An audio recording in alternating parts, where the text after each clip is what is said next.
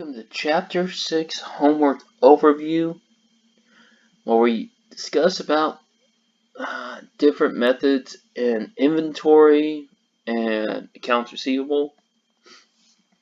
So starting off with inventory again, we're under the periodic system, which means we usually just take totals and figure out cost based on ending inventory and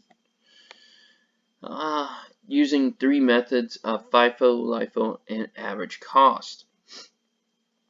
So for us, the first thing that we have to do is find the total units in ending inventory.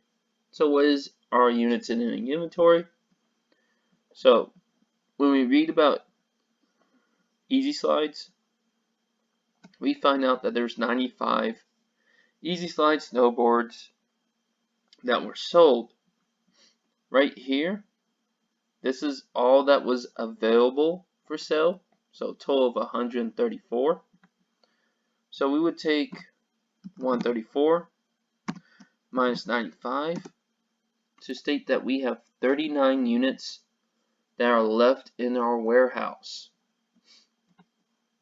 So from here, we go through each of these methods, and the key thing here, since we're looking at ending, you'll do the opposite of what FIFO and LIFO state. So FIFO is first in, first out. Since we're looking at the end, we'll always go by the last products bought. So starting off first, I have 21. I know that doesn't make 39, so that leaves me with 18 products still to count. So I go to the next cost, and it's pretty easy to see 54 is greater than 18, so that would mean that 18 would be at 108.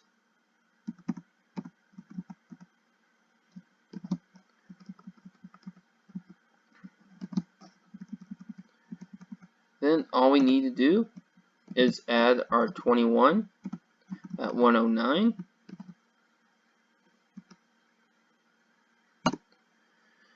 And we get 4,233 for FIFO.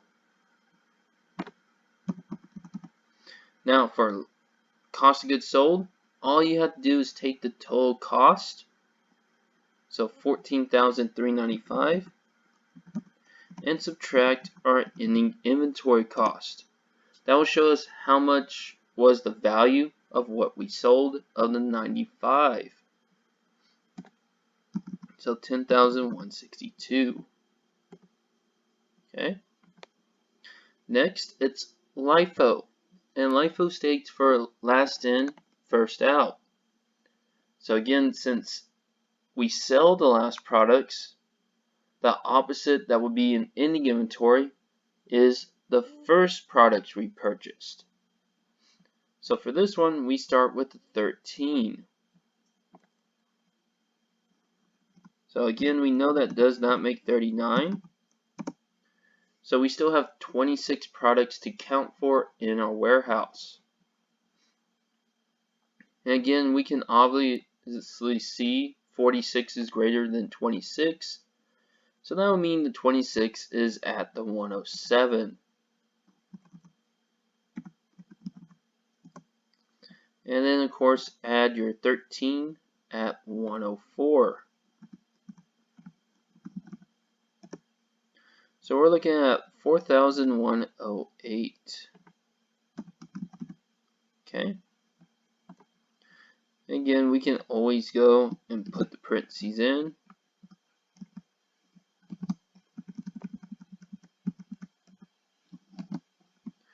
If we needed to.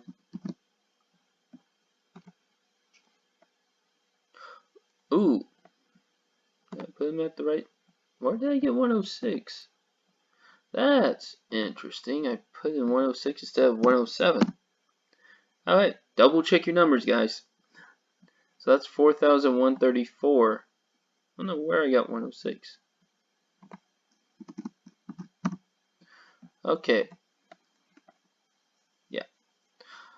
And now we take, again, 14,395 and minus 4134.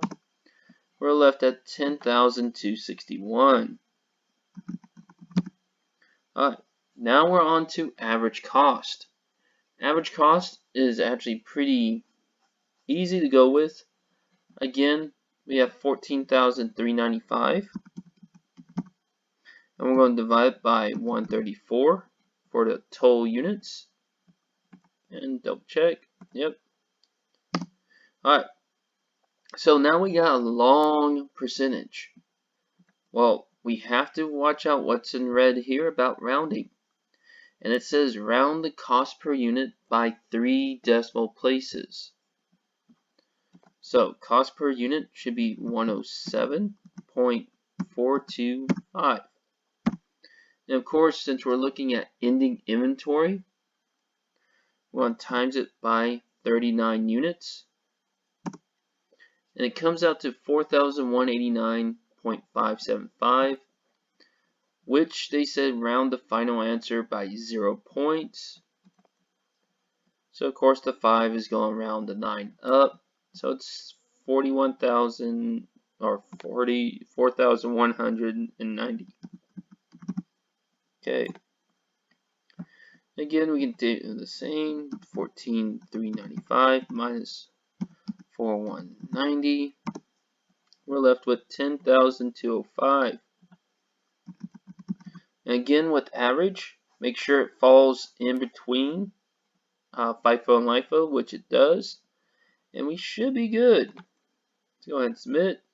And everything is correct. Okay.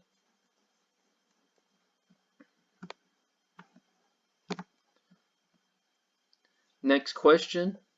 Again, we're looking at ending inventory and cost of goods sold.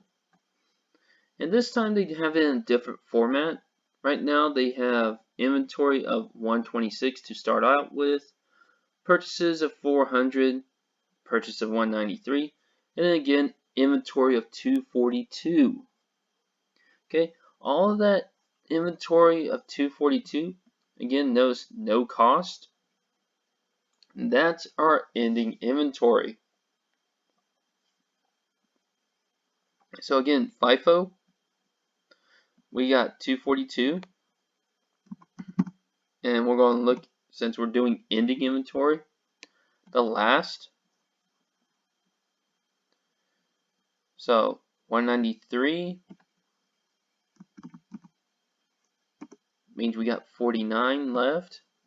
49 is definitely going to beat 400 or be in par 400. So 49 was 6 plus 193 at 7. So we're looking at 1,645. Okay. Now again, to find the cost of goods sold, we need to add the total cost here. Okay. So 630 plus 2,400 plus 1,351 equals out to 4,381. So 4,381 minus our 1,645. We're left with 2,736 for the amount that was sold. So again, LIFO, we're going to do the same thing. We're going to start with the first, which is 126. So we had 242 minus 126. Yeah. Equals 116. Again, 116 times 6. Reason why is it's not going, 400 still beats it. So our remaining inventory that's in the warehouse is from the 400. And 126 was times by 5.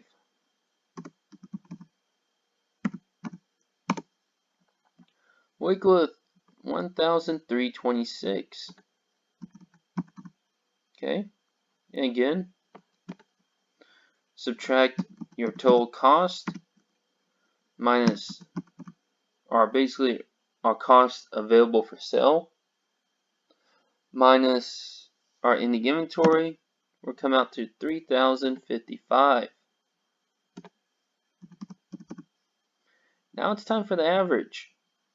So for this, we already know our cost of goods available for sale. Now we actually need to know how many units. So we take 126 plus 400 plus 193. So we had 719 units available for sale at a cost of $4,385 and $381. So 4,381 divided by 719. They average about $6 and almost 9 cents. But again, we're going to check the rounding. They want 3 decimal places again. So we'll have 6.093. Okay. Times our ending inventory, which was 242. And then check again for the rounding. They want whole. So we're going to round up since this is a 5. 5 or better is always round up. So that's 1475. And then again, subtract that from our cost of goods available for sale. We're looking at 2,906.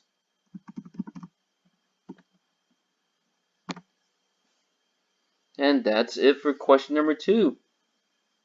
Again, it's just getting the pattern down. Once you got the pattern down, these become a lot easier. Alright. Ew. We're using our tabler. Yay. Ding ding ding ding. Ding ding. Ding ding. It's tabler time. Alright. So at the beginning of the current period, Kingbird Inc.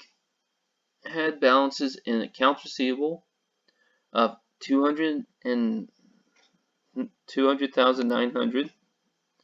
So we know right here in our tabular it has beginning balance.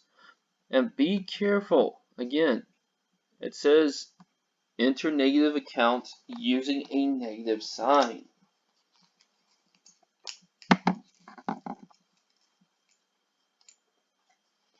Okay, so we can actually fill in the beginning balances as we go through and read. So, beginning balance of accounts receivable is 200, 900. Allowance for doubtful accounts is 9,080. Now remember, allowance for doubtful accounts is going to be our natural negative. Okay, so if the balance is true, it'll be negative. Okay, during the period, it had net credit sales of 787,700 and collections of 755,550. It wrote off as uncollectible accounts receivable 7,106.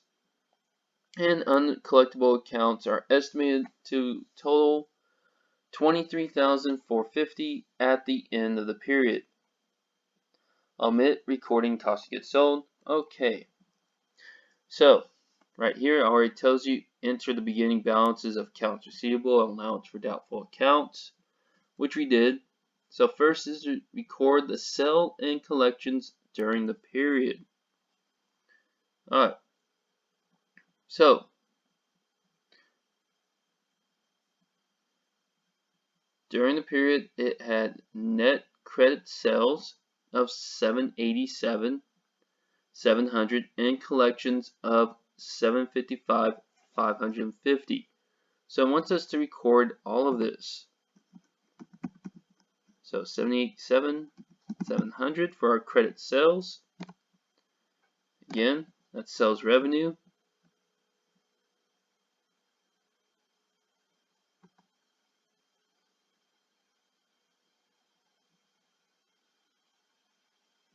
I think it's going with 787, 700 since it's credit sales.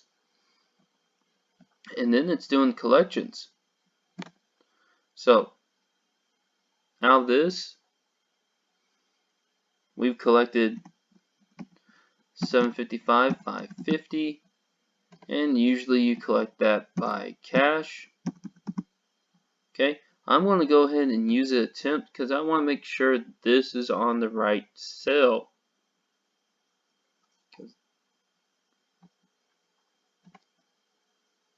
Okay, we are still on the right path. It was just throwing me a little bit slightly off with the two rows, but this is again how it go. First one is the sale revenue. It's good to see because we have the balance, this little item right here, and then it's recording wherever your collections were. Alright, so next we're going to write off an uncollectible account during the period, and that's again when we do an uncollectible amount and under the allowance method, it's always going to be a negative to accounts receivable. Okay, and then a positive to allowance for doubtful accounts because we've already wrote off the expense.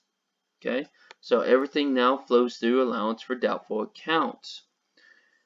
It also knows this, these people that basically it directly relates to, we know that we don't, they are off the hook. Even though it's not going specific, it does tell us during the period this was the amount that was actually wrote off. Okay?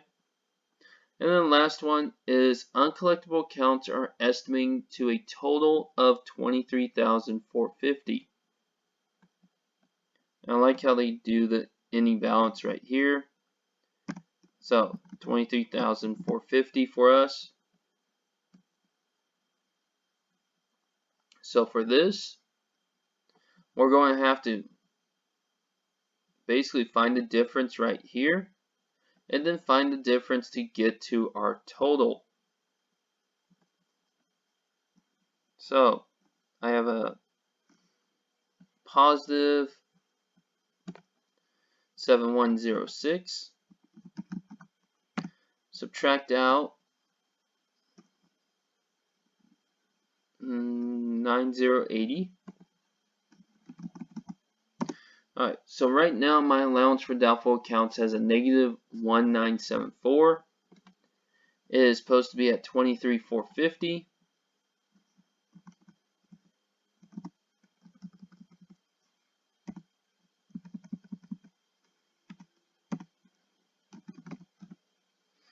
So again, you can keep it all as negatives and punch it into the calculator. If you wanted to, you can also do this, 23,450 minus 1974. Still come out to the same number. Just make sure that you put it in as negative. Because remember, you're getting to a negative overall balance. So 21,476. Okay. So I have that one. Now remember, when we put in our estimate, are basically a negative in allowance for doubtful accounts. That's also going to be a negative over here for expense of the same amount. And of course, that's always to bad debt expense.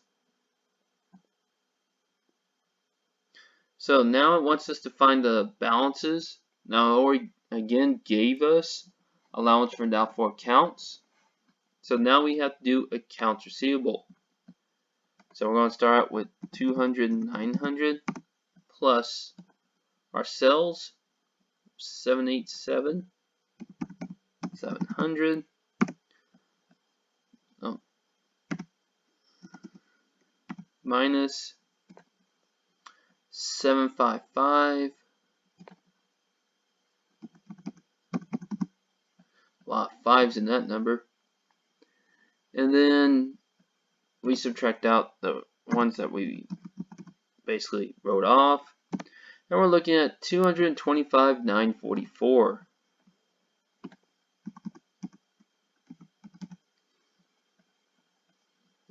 Okay. Last, it wants us to find the net realizable value. And remember, it's just your accounts receivable. And you basically subtract out allowance for doubtful accounts.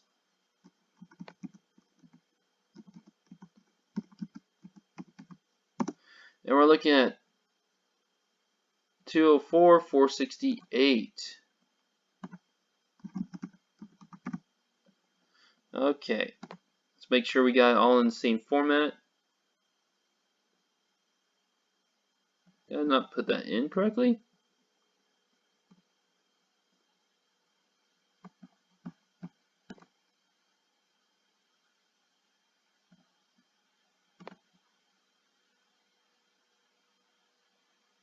Two 225,944. Oh, yeah, I didn't put it in correctly. Somehow I read up here I should have 23,450. 202,494.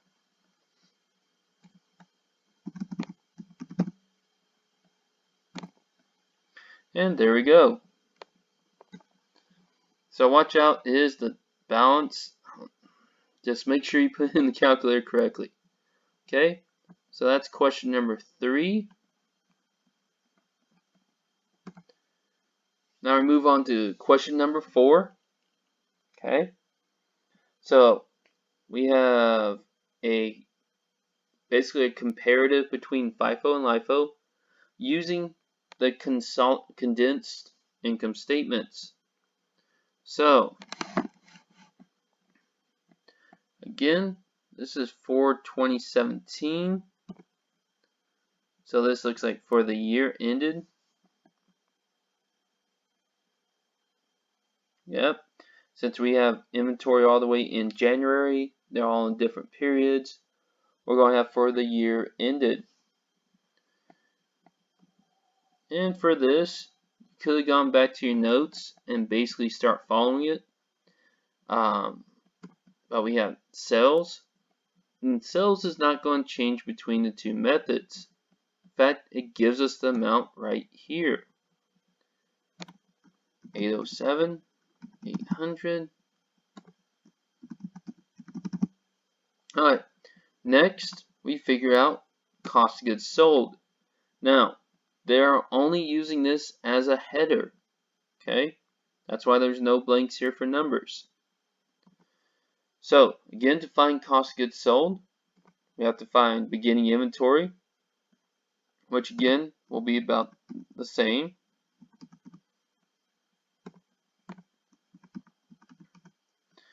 And you add purchases, okay, which again will be the same because it doesn't change until we start looking at ending inventory. Okay, and this of course makes your cost of goods a variable for sales, so we need to add those two together. So 28,896 plus 396,977 equals out to 425,873.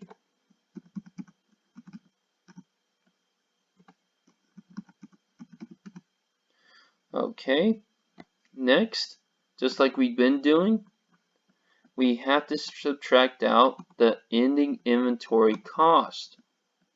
Okay, so now we actually have to figure out what the ending inventory is. Okay, So to find out, we have to take our units. So 9,030 from beginning, add our purchases, which for me is 110,690.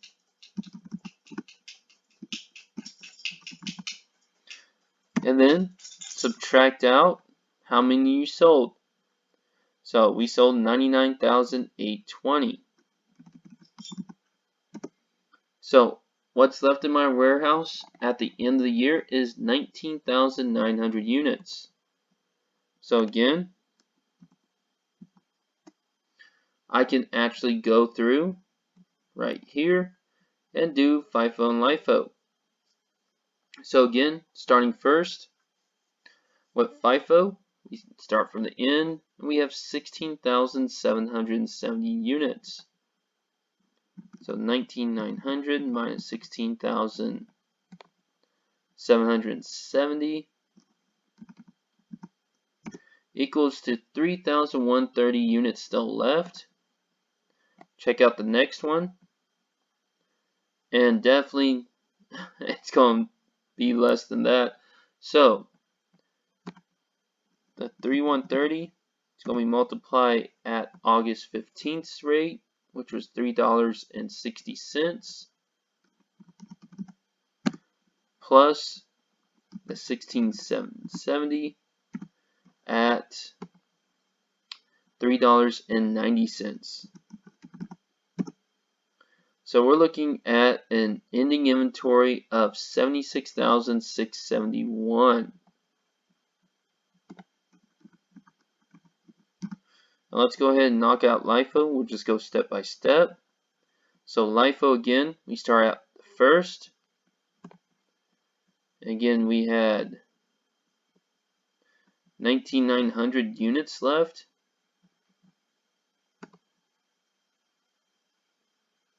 Yeah. So that would mean it comes all out of the 340. Cool.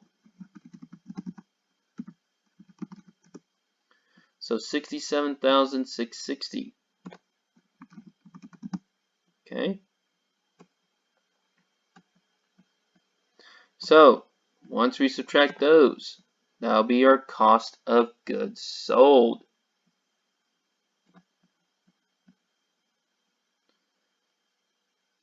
Which 425 873 minus 76,671. We're left at 349,202. And then for LIFO,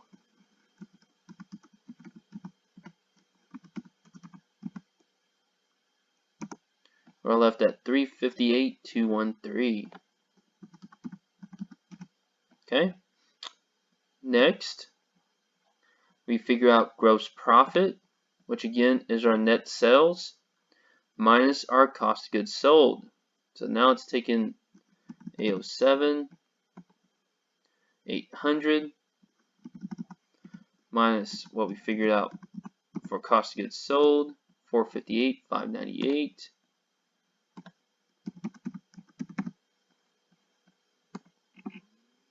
And then 807, 800 for LIFO, 449, 587.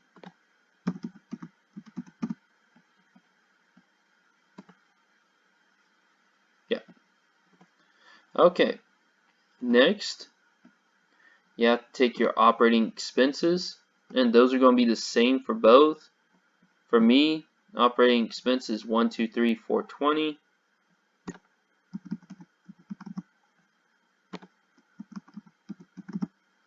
Okay, and then we take our gross profit and subtract it by that.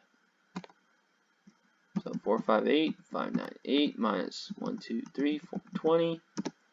We're at 33, 5, 178.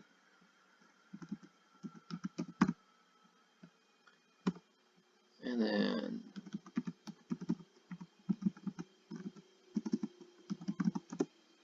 326,167.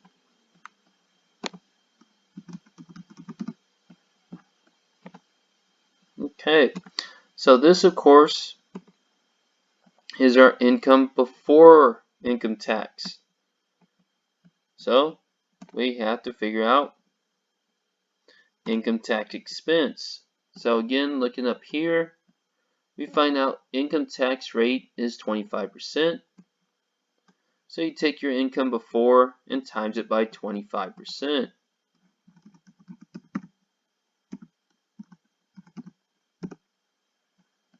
Okay. Make sure, since there is a decimal, they want to round all answers to whole numbers. So this is 83795. Make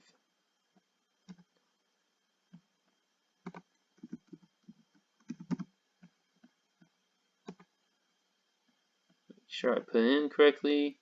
Good. And we do the same for the other. 81542.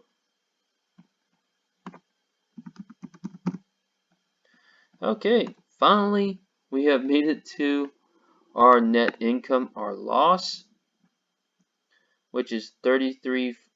We take basically the difference.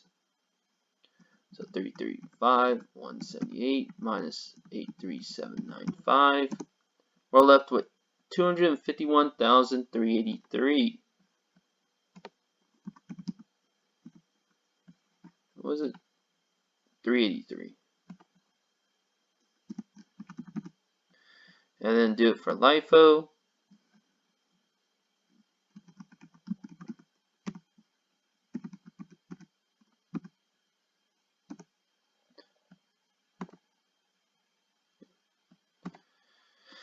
So 244,625.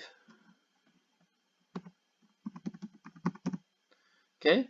And then of course, check.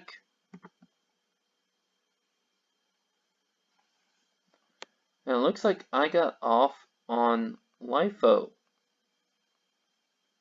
So let's see what happened. Oh, that's what happened.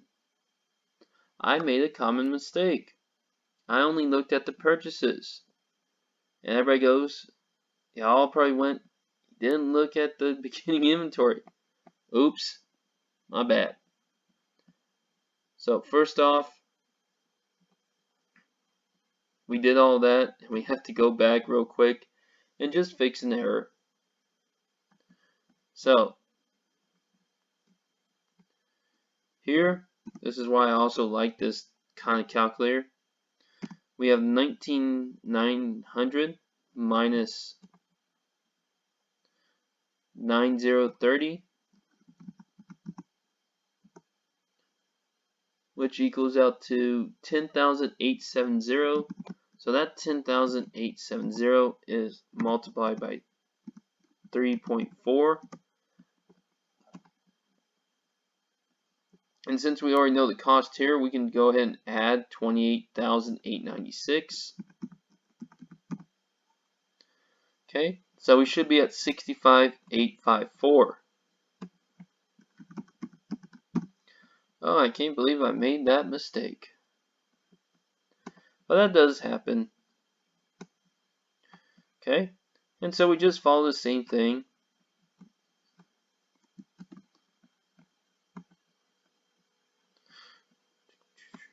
And with this calculator, I can just change the numbers.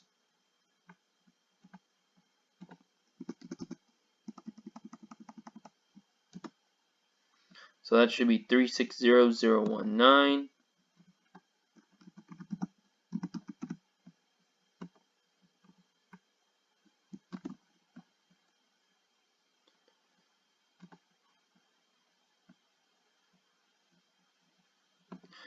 And then change this real quick.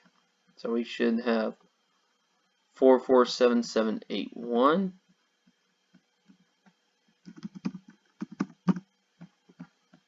Okay.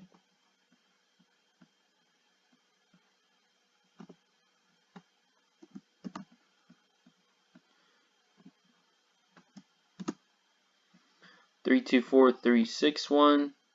I just copy and paste now.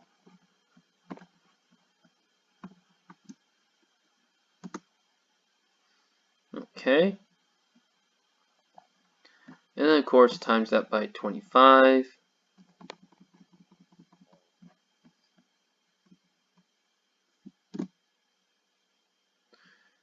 $81090. 81,000. Okay. And then just take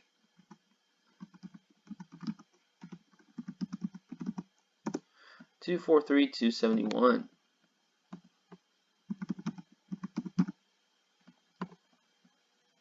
Okay. And there we go. So again, to avoid the mistake I did, what LIFO, don't just follow this. You need to go ahead and do the purchase.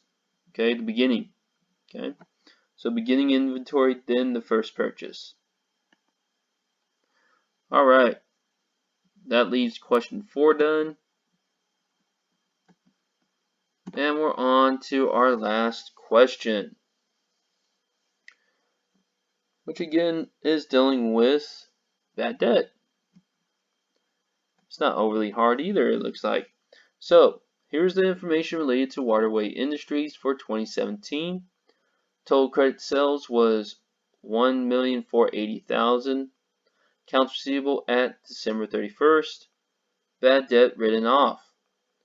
What amount of bad debt expense will Waterway Industry report if it uses the direct write-off method of accounts for bad debts? Okay. Should be 3,800 for the amount that written off because it's directly. Okay. Assume that Waterway Industries decides to estimate its bad debt expense based on 4% of accounts receivable. Okay. What amount of bad debt expense will the company record if allowance for doubtful accounts had a balance of 3,200? Okay. So for this one, we have to look at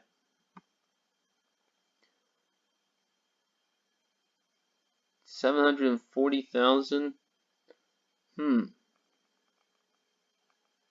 So the question here, are they already taking the bad debt or not? This is actually interesting here.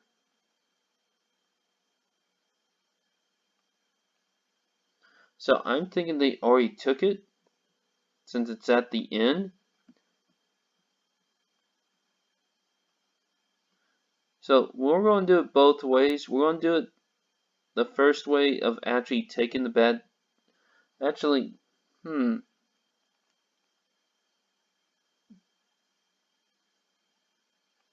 no. Let's go ahead and just take 740. And we're going to estimate based on this. So 0.04 for 4%. Okay. So for this, if we did the estimate, it would have been 29,600 again for allowance for doubtful accounts.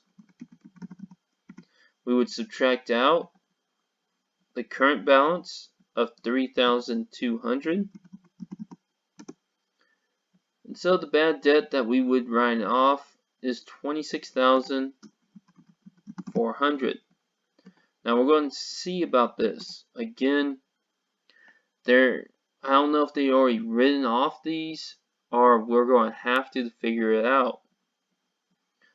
Because the wording is a little off on this. Nope, that's it. So, all you have to do is take your accounts receivable, times it by 4%, and then subtract out what the current balance is in allowance for doubtful accounts, and you're good to go. And that's it for Chapter 6 homework. Okay, so if you have any questions, please send me a good old email. And I will see you for the next chapter.